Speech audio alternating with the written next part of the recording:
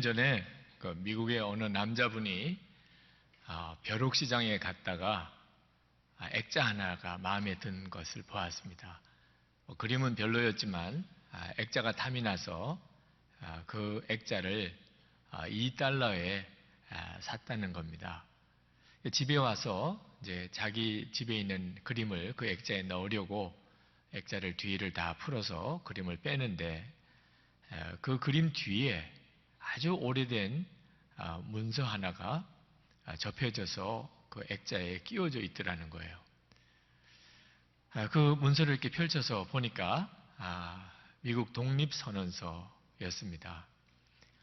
아주 오래된 것 같긴 한데 이게 얼마나 가치가 있을지 설마 진품이라고는 생각하지는 못했고, 그래서 감정사에게 이게 어느 정도 가치가 있는 건지 감정을 의뢰했는데 1820년에 처음 독립선언서를 인쇄할 때 200부를 인쇄했던 그 중에 하나였다는 것이 드러났어요. 감정가가 무려 25만 달러, 한 3억 원이 됩니다. 한 3천 원 안 되는 걸 사가지고 가격은 3억 원의 가치가 있는 것을 얻은 거죠. 대단히 횡재했던 거죠. 근데 그 액자의 옛날 주인은 얼마나 안타까웠겠습니까? 그런 엄청난 보화가 있는 줄 모르고 그것을 그저 $2에 팔아버렸으니 말입니다. 대단한 가치가 있는데도 그 가치를 알지 못하기 때문에 이처럼 안타깝게 그냥 낭비해버리고 그냥 버려버리는 일이 우리들에게도 있어요. 여러분 모두에게 다 있는 것 중에 대단히 중요한 가치인데도 그 가치를 제대로 알지 못하는 것이 바로 가정입니다. 가정은 하나님께서 우리에게 주신 가장 큰 축복이에요. 수도 없이 들으셨을 겁니다. 그러나 실제로 가정이 그렇게 하나님이 내게 주신 축복이다, 그렇게 믿어지지 않으시는 분들이 실제로 많습니다. 하나님이 천지를 창조하실 때 모든 것을 보시고 다 좋았다라고 하시면서 아담과 하와가 함께 살게 하시고는 심히 좋았더라고 말씀하셨어요. 하나님이 걸작품 중에 걸작품이 단순히 사람을 만드신 게 아니고 가정을 만드시는 것이었어요. 그러나 하나님이 그렇게 놀랍게 만드신 가정 때문에 어려움을 겪는 이들이 또 많은 것은 웬일이죠? 속담에 연애는 달콤한 꿈이고 결혼은 그 꿈에서 깨는 자명종이다 그랬는데, 꿈에서 깨셨습니까? 결혼하고 보니까 이게 연애할 때는 완전히 다르네. 저는요 119가 불난 데만 출동하는 줄 알았어요. 그런데 부부싸움 말리느라고 해마다 119가 출동한다는 거 여러분 아십니까? 어느 해인가는 1393회나 119가 출동했다는 거예요. 부부싸움 말리느라고. 그러니 가정이 하나님이 우리에게 주신 정말 축복의 걸작품이다. 현실적으로는 잘 안 믿어지는, 그렇게 귀한 것이겠거니 그렇게만 여기지, 실제로는 내가 그런 놀라운 복을 받고 있다고 전혀 생각하지 못하는 분들이 많습니다. 예수를 안 믿는 사람들만 그런가? 예수를 믿는데도 실제로는 가정의 축복을 누리지 못하는 이들이 많은 것은 또 웬 까닭이죠. 여러분, 믿기는 바로 믿으셔야 돼요. 가정은 하나님이 우리에게 주신 엄청나고 놀라운 축복의 산물인데 실제로 그렇게 누리지 못하는 이유는 아담과 하와가 선악과를 따먹은 때문입니다.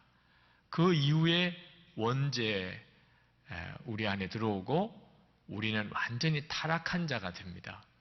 그래서 하나님이 주신 가정의 복으로 누리고 살지 못하는 겁니다.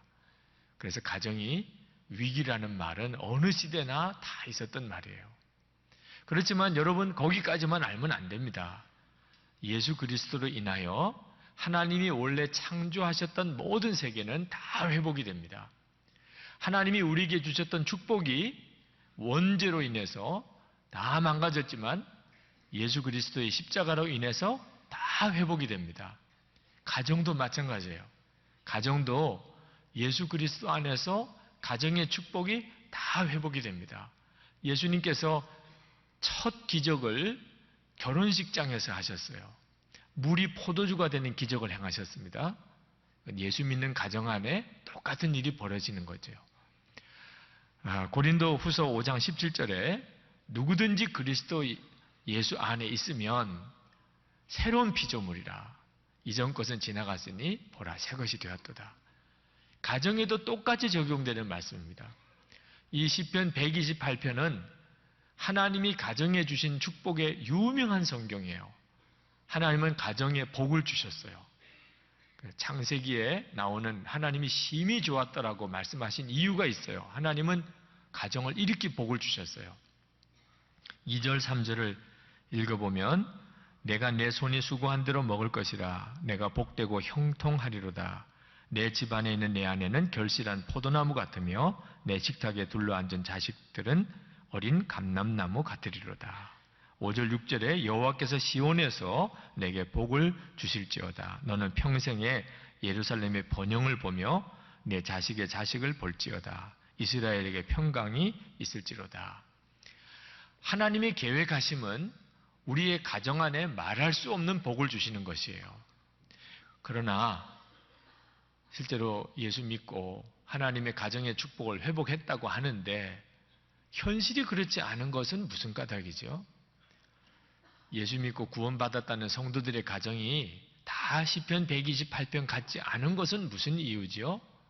하나님은 왜 내게는 약속을 이루시지 않으시나?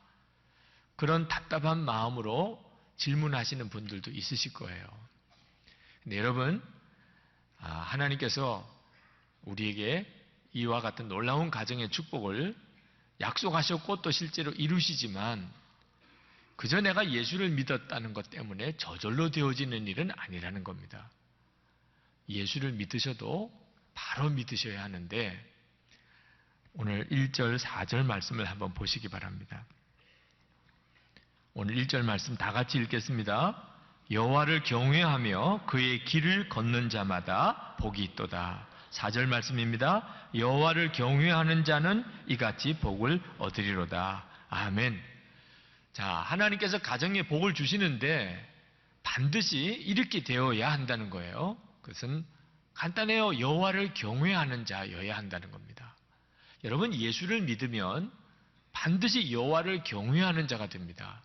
하나님을 모르고 살았을 때는 하나님을 경외하는 것도 모르죠. 하나님이 계신지 자체도 모르는데, 그런데 예수를 믿으면 우리 생명이 영원히 살고 내 영이 살고 하나님을 알게 됩니다. 그저 하나님을 아는 정도가 아니고 하나님을 경외하게 돼요. 여러분이 예수를 믿는다는 것이 단순히 여러분의 죄가 예수님 때문에 사함을 받았다, 이 정도 믿는 거는 예수 믿는 진짜가 아니에요. 예수님이 내 구주이실 뿐만 아니고 이제는 예수님이 나를 위해서 죽으셨고 나도 예수님과 함께 죽었으니 이제 예수님의 생명이 내 생명이 되셨고 예수님은 내 주님이시다. 이렇게 믿어져야 예수님을 진짜 믿는 거예요. 예수님은 내 주님이고 내 왕이신 거예요. 여호와를 경외한다는 말은 예수님이 왕이시라는 거예요. 여러분 가정에 여러분이 예수를 믿으셨기 때문에 하나님이 여러분의 가정의 왕이 되시는 것이 바로 하나님이 가정을 축복하시는 열쇠가 되는 겁니다. 하나님을 정말 왕으로 섬기면 우리가 가정에서 그러면 하나님이 약속하신 가정의 축복이 그대로 이루어져요. 그건 하나님이 하시는 일이에요. 우리가 노력해서 되는 일이 아닙니다. 그러면 여러분의 가정에서 하나님이 왕이신가를 여러분 한번 물어보셔야 합니다. 여러분의 가정에 왕이 있어요. 어느 가정이든지 왕이 있어요. 아버지가 왕인 경우도 있고 어머니가 왕인 경우도 있고 자식이 왕인 가정도 있습니다. 여러분 가정에 하나님이 왕이세요? 어느 가정에나 그 가정에서 제일 귀하게 여기는 것이 있어요. 돈을 제일 귀하게 여기는 가정도 있고요. 세상 성공을 가장 귀하게 여기는 가정도 있습니다. 하나님이 가장 귀하게 여김을 받으십니까? 여러분 가정에서? 하나님 왕이시라는 말이 조금 거부감이 들거나 부담스러운 분이 혹 계시다면 정신 똑바로 차리셔야 돼요. 하나님이 우리 가정의 왕이셔야 된다는 말은 하나님이 뭐 대접받고 싶으신 마음 때문에만 아닙니다. 고린도전서 2장 12절에 보면 우리가 세상의 영을 받지 아니하고 오직 하나님으로부터 온 영을 받았으니 라고 했습니다. 사람들은 마음의 중심에 두 영의 지배를 받아요. 하나님의 성령의 지배를 받든지 세상의 영의 지배를 받아요. 둘 중에 하나밖에 없습니다. 가정도 마찬가지입니다. 이 가정의 왕이 하나님이시든지 이 세상의 영, 마귀든지 둘 중에 하나밖에 없어요. 여러분이 하나님이 왕 되시는 것이 부담스러우면 그러면 뭐가 되는 거죠? 마귀가 왕 노릇하는 가정이 되는 거예요.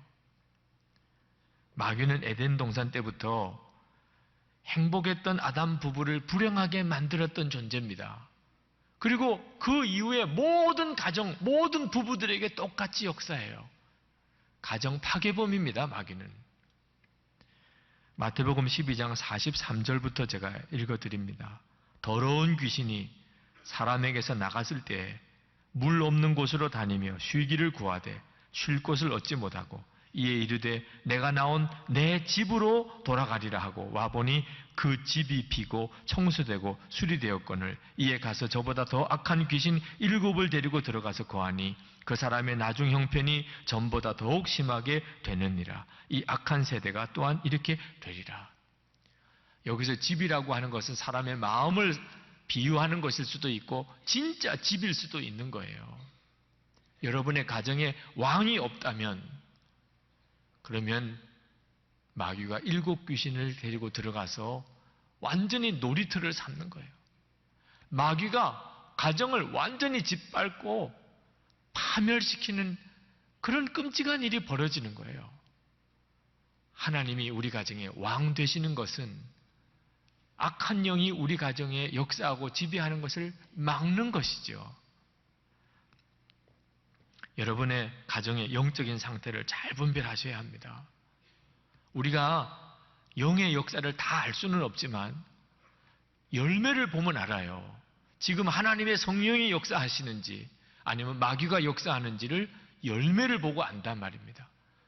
갈라디아서 5장 22절에 보면 성령의 열매가 나옵니다. 9가지 열매가 나와요. 사랑, 기쁨, 평화, 오래 참음, 자비, 양선, 온유, 충성, 절제. 가정 안에, 가족들 안에 이런 열매들이 맺어지면 우리 가정에 하나님이 역사하시는구나. 우리 가정은 성령이 돕고 있구나. 알 수가 있어요. 열매를 보니까 알 수가 있는 거예요. 그런데 갈라디아서 5장 19절에서 21절에 보면 악한 영이 역사하면 어떻게 되는가가 나옵니다. 현대어 성경으로 제가 풀어 읽어드리면 음란함, 더러움, 방탕함, 점치고 부족을 붙이는 일, 마술 행하는 일, 원수 맺는 일, 다투는 일, 시기, 분냄, 분쟁, 분열, 파당, 질투, 술취함, 흥청망청 먹고 마시는 노름이라고 했어요. 여러분의 가정 안에 열매를 보면 그 뿌리인 영의 역사를 안단 말입니다. 여러분 가정을 영적으로 잘 분별해야 돼요. 우리 가정에 하나님의 성령이 덮고 있는지 아니면 악한 영이 역사하고 있는지를 잘 보셔야 합니다. 제가 잘 아는 개척교회 목사님으로부터 메일을 받은 적이 있습니다. 목사님, 저희 교회가 창립한 지 벌써 6년이 됩니다.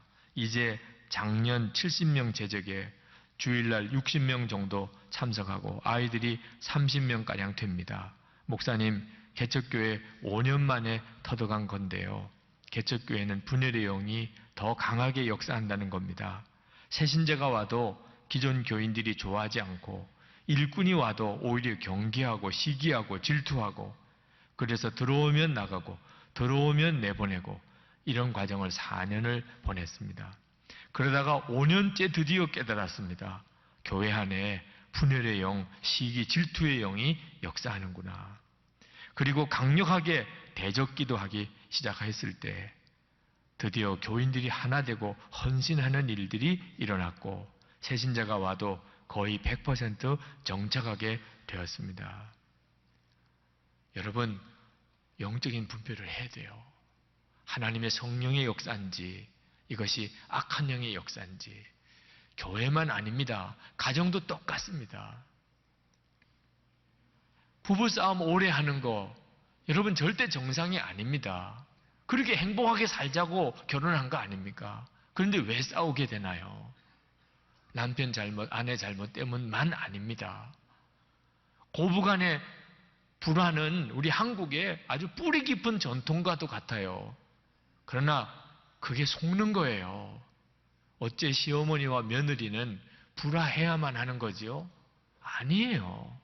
사랑해도 그보다 더 사랑할 관계가 어디 있어요? 그런데 왜 불화하지요? 당연하게 받아들이니까.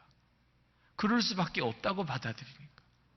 형제들끼리 사이가 벌어져서 오래 가면 정신 똑바로 차려야 돼요. 악한 영이 역사하는구나. 분열의 영, 미움의 영, 욕심의 영이 있구나. 분별해야 됩니다. 어떻게 영이 역사하는지 과정은 몰라도 열매를 보고는 아는 거예요. 여러분, 가정에 하나님이 왕 되시지 않으면 이렇게 우리는 악한 영에게 속절없이 당하는 겁니다. 그러면 하나님이 우리 가정의 왕이 되시는 건 어떻게 하는 거죠? 저절로 되지 않아요. 예수 믿고 나면 그냥 어느 순간에 하나님이 왕 되시는 것 아니에요. 내가 하나님을 진정으로 왕으로 모셔드리고 찬양하고 순종하지 않는데 어떻게 저절로 왕이 있을 수가 있어요? 하나님을 무시하고 의논도 드리지도 않고 하나님 말씀하시면 순종하지도 않고 어떻게 그런 상태인데 그냥 하나님이 왕이실 수가 있나 말이에요. 왕이 되시는 일은 내가 분명히 하나님을 내 가정에 내 심령에 왕으로 모시는 결단이 필요해요. 우리의 선택인 것이죠. 여호수아가 이스라엘 백성에게 도전합니다. 너희 섬길 신을 택하라. 여호수아 24장 15절 말씀입니다. 만일 여호와를 섬기는 것이 너에게 좋지 않게 보이거든 너희 조상들이 강 저쪽에서 섬기던 신들이든지 또한 너희가 거주하는 땅에 있는 아모리 족속의 신들이든지 너희가 섬길 자를 오늘 택하라. 오직 나와 내 집은 여호와를 섬기겠노라. 하나님이 우리에게 왕이 되시는 것은 반드시 이 결단이 필요한 거예요. 하나님, 이제부터 하나님은 내 왕이십니다. 하나님, 이제부터 우리 가정의 하나님이 왕이십니다. 하는 여러분의 결단이 필요한 거예요. 여러분이 하나님을 왕으로 모시기로 결단하는 것. 그렇게 하셨나요? 정말 여러분이 하나님 앞에 진지하게 그런 결단의 고백을 드렸나요? 그리고 난 다음에 하나님께 드리는 예배가 있어야 하는 것입니다. 하나님이 정말 우리 가정의 왕이시라면 우리 가정에서 하나님의 이름이 높임을 받으셔야죠. 이제 얼마 안 있으면 또 축구시합, 월드컵 축구시합 때문에 아마 열광적인 그런 응원의 분위기에 아마 사로잡힐 텐데 대한민국 이런 소리가 나오면 한국 사람이죠. 꼭 한국에서만 살아야 한국 사람입니까? 외국에 나가도 월드컵 축구 경기 중계를 하는데 대한민국 하면 한국 사람이죠. 아, 이 사람 한국 사람이구나. 그 부르짖는 소리, 외치는 소리 보면 알지요. 부르는 노래 부르면 알지요. 하나님이 왕이신 가정은 하나님의 이름이 높임을 받으시는 거예요. 하나님께 대한 찬양이 일어나는 거예요. 그렇지 않는데 어떻게 하나님이 왕이신 가정이라고 할 수 있나요? 하나님의 이름이 높임을 받지도 않고 하나님께 올려드리는 찬양도 없으면서 어떻게 그 가정이 하나님이 왕이신 가정이라고 할 수 있냐 말입니다. 가정 예배 드려보면 가정의 영적인 상태가 다 드러납니다. 가정 예배 억지로라도 드릴 수는 있죠. 그러나 가정 예배 드리면 오히려 분위기가 가라앉는 가정이 있어요. 가정 예배 끝나면 복음이에요. 야, 끝났다. 예배 끝났다. 먹자. 텔레비 보자. 아주 가정 예배 끝나면 얼굴이 다 화색이 돌아와. 그건 예배 아니죠. 네. 그 가정이 무엇을 예배하는지 오히려 더 분명하게 드러나는 거죠. 텔레비를 예배하고 세상 성공을 예배하고 먹고 즐기는 걸 예배하고 가정 안에 불화가 있으면 가정 예배는 절대로 드려지지 않아요. 드려져도 정상이 아니죠. 죄 짓고 있는 일이 있다면 가정 예배에 아마 드리지 말자고 할 겁니다. 하나님께 순종하지 않는 가정이 가정 예배가 기쁨일 수가 없어요. 가정 예배 드려보면 우리 가정의 영적 상태가 그대로 드러납니다. 영적으로 어려워도 그러나 가정 예배는 드려져야 돼요. 찬양 중에 예배 중에 가정을 덮고 있는 영의 세력이 바뀌는 것이죠. 가족들이 다 예배 드릴 수 없다면 개인적으로라도 드려야 돼요. 하여튼 우리 가정에서 하나님의 이름이 높임을 받으시고 우리 가정에서 하나님께 찬양이 올려져야 돼요. 이것이 끊어지면 안 돼요. 어느 여자 집사님 몸이 아파서 누워서 저녁도 하지 못하고 남편이 퇴근을 해왔습니다. 남편이 들어와서 아내가 아파 누워있는 걸 보고 그리고는 아내 옆에 앉아서 아내의 머리에 손을 얹고 아내를 위해서 기도를 해주더래요. 몸은 너무 아프지만 남편이 자기 머리에 손 얹고 기도해 주는 걸 받으면서 그렇게 마음이 좋더래요. 목사님한테 안수기도 받는 것보다 훨씬 좋더래요. 남편이 기도해 주는 기도가. 무언가가 가정 안에 충만하게 채워지는 것 같은 느낌을 받았대요. 남편이 사업이 너무 어려워져서 힘들 때 아내가 밤을 새면서 기도하는데 남편이 정신이 번쩍 들더래요. 아내가 눈물로 기도하는 소리를 들으면서 남편이 무언가를 새로 시작할 힘을 얻었대요. 뭐라고 설명할 수 없는 것이 가정 안에 채워지는 것을 느꼈다는 거예요. 가정에서 하나님의 이름이 불려지고 높임을 받으시고 찬양을 받으시는 일이 가정의 행복의 열쇠라는 거예요. 하나님이 이 가정은 내 가정이구나, 내 소유구나, 내 책임이구나. 그게 가정에서 드려지는 예배입니다. 여러분 정말 가정의 행복을 원하십니까? 예수님 우리 가정에 오세요 이렇게만 기도하지 말고 이제는 분명히 예수님의 집에서 사신다고 그렇게 생각하세요. 예수님의 집에서 사시는 거예요. 이 집은 예수님의 집이에요. 이제는 누구도 마음대로 하면 안 돼요. 예수님의 집에서, 예수님이 왕이신 집에서 내가 사는 거다. 여러분이 이제는 정말 그렇게 생각하시고 사시는 것이 필요해요. 시편 128편 1절에 여호와를 경외하며 그의 길을 걷는 자마다 복이 있도다 그랬습니다. 그의 길을 걷는 자, 하나님의 말씀이 절대 기준이에요. 그게 바로 하나님이 왕이신 거예요. 가정의 대소사 일이 있을 때마다 남편의 말이 가정에서 통합니까? 아내의 말이 통합니까? 부모님의 말이 통합니까? 자식의 말이 통합니까? 하나님의 말이 통해야 하는 거죠. 모든 가족들이 정말 그렇게 인정하고 그렇게 결단하면 하나님이 하라는 대로 해야지. 하나님이 하라는 대로. 그러면 하나님이 가정을 책임져 주신다는 거예요. 안타깝게도 예수를 믿는다고 하면서도 하나님의 말이 통하지 않는 사람이 있어요. 오히려 마귀가 하는 말이 통하는 집이 있어요. 마귀가 하자는 대로 하는 사람이 있어요. 그건 정말 정신 차려야 하는 겁니다. 그렇게 하면서 어떻게 하나님이 왜 약속을 안 지키시냐고 어떻게 말을 해요? 하나님의 말이 통하지 않는데 사람의 말이 또 그 뒤에서 배후의 역사는 사탄의 말에 따라 살면서 어떻게 하나님이 가정을 축복해 주시기를 기대하나 말입니다. 어느 집사님이 남편 전도를 하는데 편지를 써서 결실을 보았다고 간청을 하시더라고요.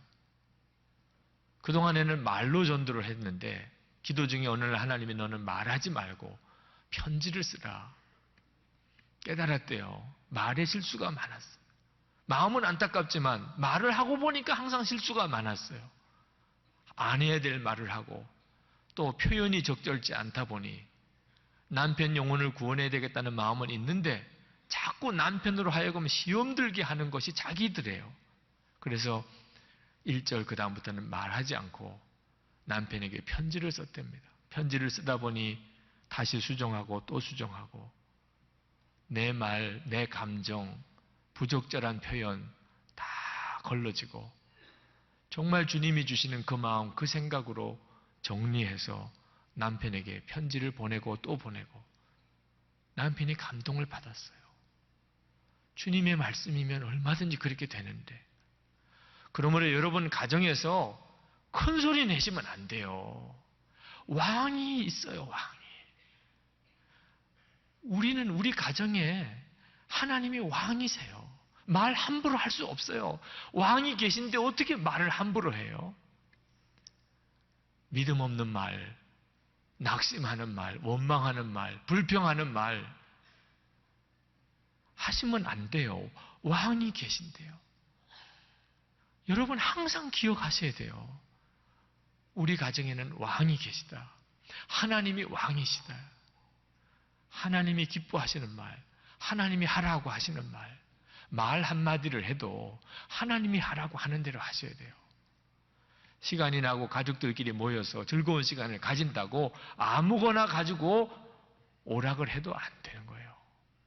하나님이 왕 되심에 문제가 없는지 항상 보셔야 돼요.